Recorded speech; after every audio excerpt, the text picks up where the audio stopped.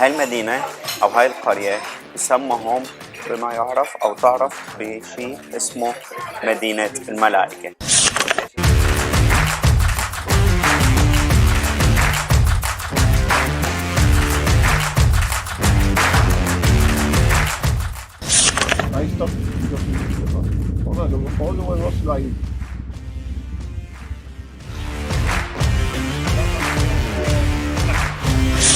السلام عليكم حبايبي، كيفكم؟ ان شاء الله تكونوا بخير. يوم جديد، حلقة جديدة. اليوم نحن هون مدينة جديدة اسمها مدينة بيتون. جايين نصور واحد من رفقاتي، قلت لاستغل الفرصة اعمل لكم فلوج سريع كتير عن هاي المدينة. هي مدينة كتير صغيرة، او هي تعتبر جزء من مدينة كاتوفيتسا. مثل ما انتم شايفين اوريدي حتى معنا شاب جاي يعمل دوكيومنتري عن واحد صديق لنا من كوبا، والشاب اوريدي عايش بنيويورك، طبعا بروفيشنال كاميرامان. بس حبيت استغل الفرصة اعمل لكم هيك فلوج سريع خفيف نظيف. معنا منصر اوريدي السائق الخاص تبعنا. لحظة واحدة.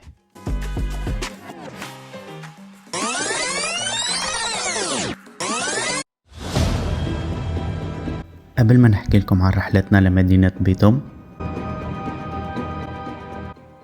خلينا ناخدكم رحلة سريعة لمدينة لاس كورونا.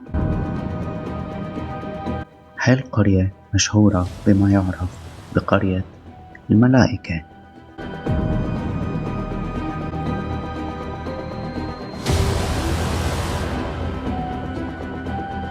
هاي المدينة اللي بتقع على بعد 30 كيلو جنوب غرب مدينة كراكو. سبب تسمية هاي القرية بمدينة الملائكة إنك فعليا وين ما بتروح بتلاقي ملائكة، تمثال لملائكة موجودة على البيوت، شبابيك البيوت، أو موجودة في البازارات. حتى بالساحة الرئيسية في تمثال كبير لملاك. كمان واحدة من مميزات هاي القرية إنه معظم الناس اللي عايشين فيها ناس فنانين ممتهنة النحت والرسم، وكمان المهن اليدوية اللي هي فنية بشكل عالي وجميل جدا.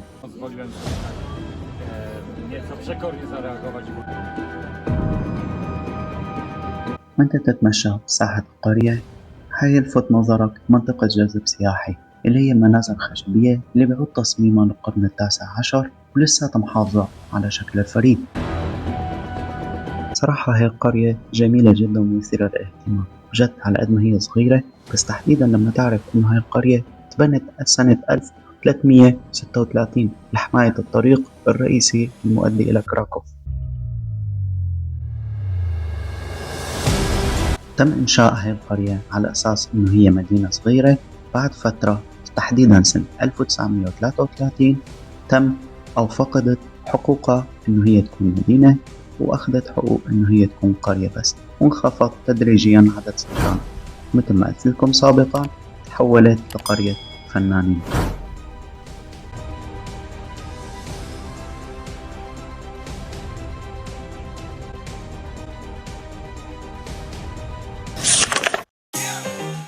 بعد كم يوم بعد رحلتنا لمدينة أو لقرية لاس كورونا، قررنا نروح مع صديقنا أليكس لمدينة بيتوم.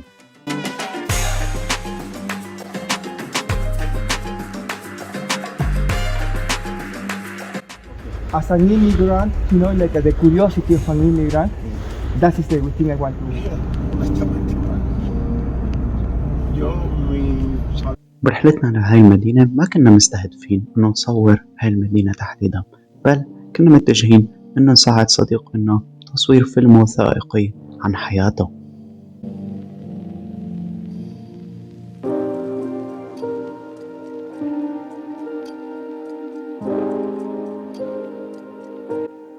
أليكس عاش فترة من الزمان بهاي المدينة، وهون كانت المفاجأة.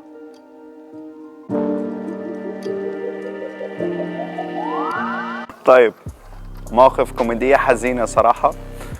كاميرا وقعت، الدنيا وقعت، كل هيدا مشان اصور لكم يعني سب واخذ فولجر. اشتم بعيد والله العظيم. أخونا هاي المدينة الشعور الوحيد اللي ينتابني إنه بتحس إنه التقدم والتطور والحضارة الأوروبية وقفت عن حدود وأبواب هاي المدينة.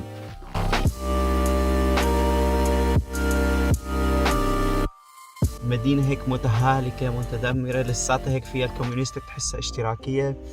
فيعني جد هاي أول مدينة فوتها يعني وأعطيها الباد ريفيو بهالطريقة. المهم ما حالكم إن شاء الله تكون عجبتكم، لأنه probably أنتوا مثلي شايفين الشطات اللي أخذتها المدينة سيئة. بس على كل حال هيدا كل شي كان لليوم. قبل ما نخلص لا تنسوا دائما لايك، سبسكرايب، اشتراك، الحركات هاي كلياتها. يعني ما عم تشتركوا يا شباب، بدنا نوصل ل1000 ولا شو بنوصل. قلت لك شي كلمة يا عم اليمني. 1000 بس، خلي الشباب مليون ماشي يعني واحدة يعني 1000 بنصير يعني شير الفيديو. يلا شير. سيو سلام. Walter, aka Kino, filmmaker, Peruvian, living in New York, and we are here in Krakow, in this small town. Bytom is freaking cold and depressed town. It's amazing. There is nothing open, no one in the street. You know, There is nothing to watch in this city. This town can be perfect to make a horror Yeah, definitely. after post-pandemic movie. You know, when the humanity extincted, and there is no one, only few survivors, and most of them are old people. That's amazing. That's really amazing.